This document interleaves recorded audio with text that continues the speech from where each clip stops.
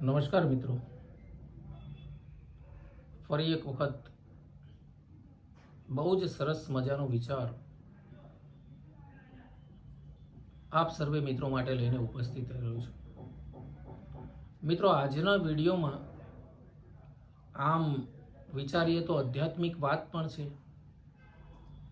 અને આમ વિચારીએ તો આપણી સામાજિક જીવનમાં ઘટતી ઘટનાઓ વિશે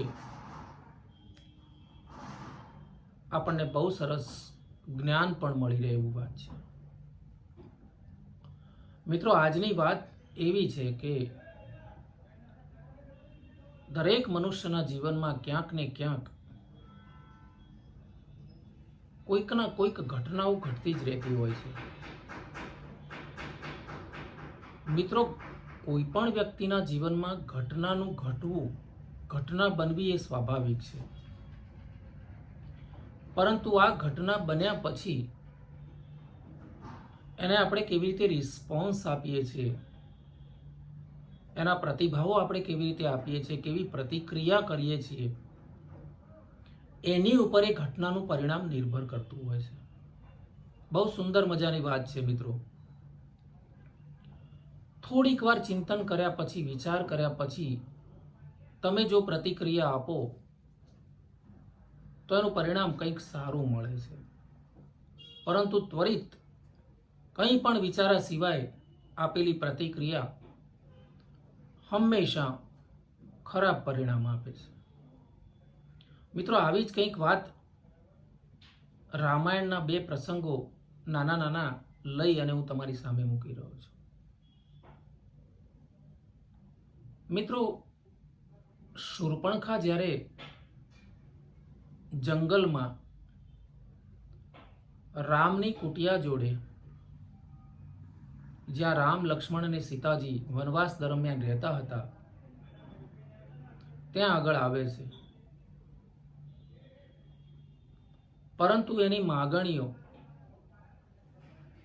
અને એના આચાર વિચાર જોઈ અને લક્ષ્મણ એના કાન અને નાક કાપી નાખે છે. એવી અભદ્ર માગણીઓ કરે છે. નાક અને કાન કાપી નાખવાથી અસહ્ય પીડાના કારણે શૂર્પણખા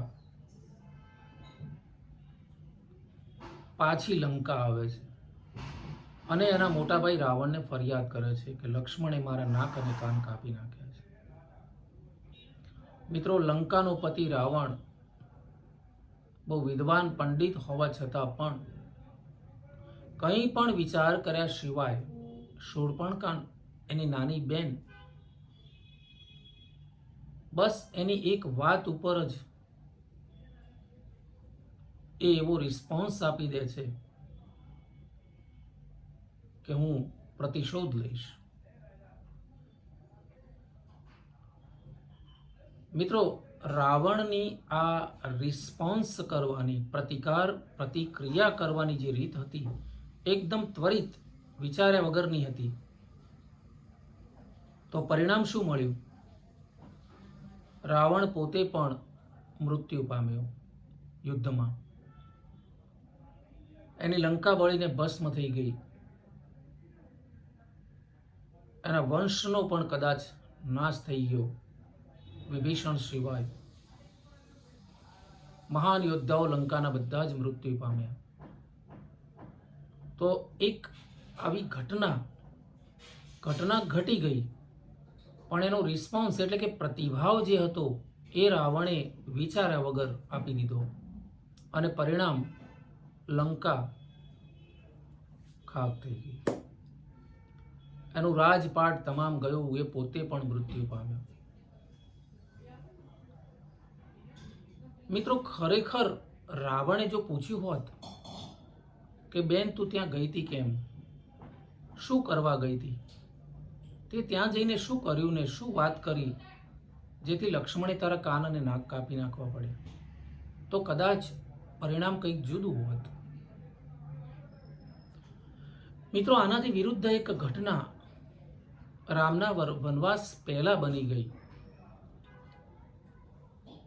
એ ઘટનાના પ્રતિભાવ તમે જુઓ. તો દશરથ રાજાએ વર્ષો પહેલા કૈકેયીને આપેલા વચનો અને એ વચનમાંના એક વચનનો ઉપયોગ કૈકેયી રામના રાજ્યાભિષેક વખતે કરે છે કે મારો ભરત ગાદીએ બેસે અને રામ 14 વર્ષ વનવાસ છે.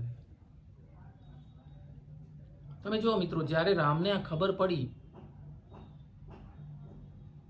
તો રામે પ્રતિભાવ શું આપ્યો? રામ એવું ના વિચારી શક્યા હોત કે મારી સોતેલી માં અને એ પણ મને 14 વર્ષ કોઈ પણ પ્રકારના ગુના સિવાય, કોઈ દોષ સિવાય મને 14 વર્ષનો વનવાસ જવાનું વચન માંગે છે પિતાજી જોડે. તો કદાચ રામ કહી શક્યા હોત અને વનવાસ ન પણ ગયા હોત. પણ રામે પ્રતિભાવ શું આપ્યા કે બસ માં આટલી જ વાત છે. માં તો માં છે, તારું વચન ભંગ થાય કેવી રીતે? પિતાજીનું પણ વચન ભંગ કેવી રીતે થાય? અને તમારી માગણીને આ રામ સંતોષે નહીં તો રામ તમારો પુત્ર કેવી રીતે? બસ આટલી જ વાત છે ને, હું વનવાસ જઈશ. તમે જુઓ, આ પ્રતિભાવ રામનો જુઓ તો ઘટના ઘટી ગયા પછી રામનો જે પ્રતિભાવ છે એ આ પ્રકારનો પ્રતિભાવ રહ્યો. તો 14 વર્ષના વનવાસ પછી રામ જ્યારે પાછા વળે છે ત્યારે એક મર્યાદા પુરુષોત્તમ મહાન શ્રી રામ થઈને પાછા લંકામાં પધારે છે.